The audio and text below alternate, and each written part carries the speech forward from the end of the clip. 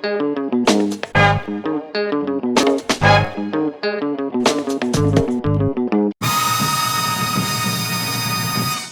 remember the first time I ever saw her, I was way too shy to go introduce myself, but I've been, they let me read a poem at an event, a Sharon Olds event. I walk by the room where a lot of the poets were, and there, you know, it's like Yusuf Komunyakaa and Philip Levine and Sharon Olds, and there's Mary Karr. In my memory, she's sitting in the center of the room with some kind of swagger, even though she was completely still. And I thought, damn, this woman, she moves through life the same way she moves through her pages, you know. And reading lit as a single mother, there are just things that she was able to convey that are very difficult to make somebody else understand how truly hard it is to do that. She was able to convey that moment, and just also those moments of just, you know, despair, and also feeling like a real hero when you've done something even just a little bit right. It's very hard to sort out when you're a mother. It's hard to sort out what you need at all. And she just could convey that in a way that I read the book at the perfect time. She has an obvious toughness, and when you sort of juxtapose that against like this incredible poetic skill that she has, and this sweetness, she'll take a real unforgiving look at herself. It feels to me when you read her books that they're operating on so many more levels than just the words. You feel like you can hear them and you can see them. There's a poetry, but it's never gratuitous. It never feels like bullshit, you know? You know this is a woman who's gonna tell you the truth if you ask her a question, if you ask her for the truth. And yet at the same time, she understands when sentiment is not a bad word.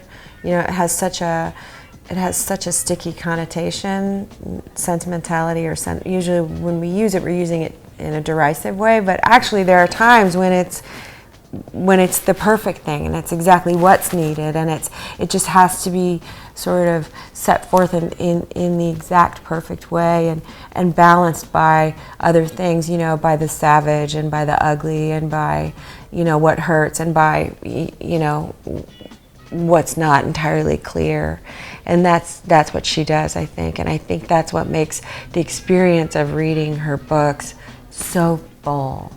It feels bigger than just reading a book. It really does. It feels like it's playing on all your senses. She just has a certain kind of precision and authority that makes you go with her when she talks about herself, when she talks about someone else, and it's what makes you follow the story rather than just the protagonist, you know what I mean? It makes you really want to know everyone's story and the whole story and the bigger story and how it sort of affects your own story, you know? It makes it so much bigger than just a story about one woman. She never feels sorry for herself, but at the same time, she doesn't flinch around pain, you know? And to me, there's something heroic about that. Also, she's not afraid to say what hurt, and she's not afraid to say what was excruciating. And that's hard to do when you're writing, you know, because there's a part of you that feels, I don't know, there's some kind of shame surrounding our own pain, and that somebody will make fun of us, or that somebody won't think that our pain was as big as theirs, or big enough to feel sorry for you or to have compassion for you. And she never strays away from that. I will say that I mostly read poetry and short stories. I don't read a whole lot of memoirs. I love Toby Wolfe's books, and I love This Boy's Life. My friend Peter Hedges wrote a book that is not a memoir, but that has a flavor of that in it. And knowing him and knowing his life, I know that it is informed by his life. He wrote a book, Peter Hedges, called Iowa, that I really love, An Ocean in Iowa.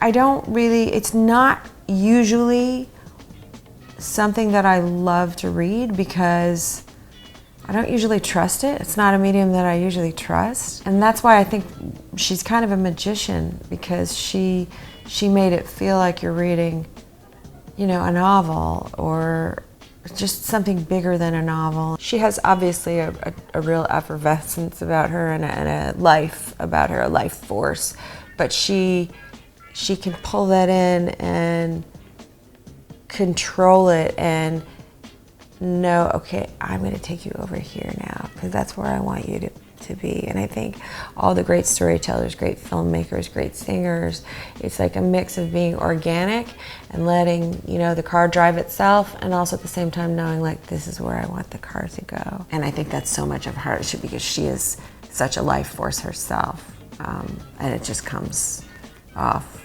on the page.